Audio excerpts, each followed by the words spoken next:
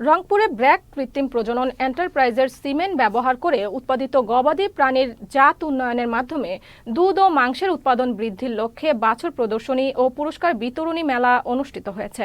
বুধবার বিকেলে রংপুরের পীরগাছা উপজেলার বড় দরগাহ প্রাথমিক বিদ্যালয় মাঠে ঢাকাস্থ ব্র্যাক কৃত্রিম প্রজনন এন্টারপ্রাইজের সহকারী জেনারেল ম্যানেজার ডাক্তার শওকত আলীর সভাপতিত্বে অনুষ্ঠানে প্রধান অতিথি ছিলেন প্রাণী সম্পদ রংপুর বিভাগীয় পরিচালক ডাক্তার মোহাম্মদ আব্দুল হাই সরকার। আর উপস্থিত ছিলেন জেলা প্রাণী সম্পদ কর্মকর্তা আবু সাইদ, জেলা কৃত্রিম প্রজনন কেন্দ্রের থেরিওজেনোলজিস্ট ডক্টর জোবাইদুল কবির ও ডাক্তার এরমান আলী সহ অন্যান্যরা।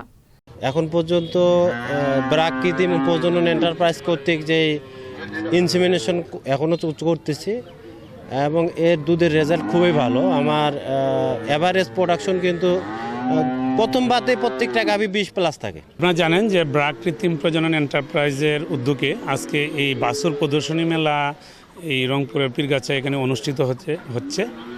তো এখানে আমরা দেখছেন যে প্রায় 100 জনের মতো খামারি তারা তাদের উন্নত জাতের বাছুর এখানে নিয়ে আসছেন।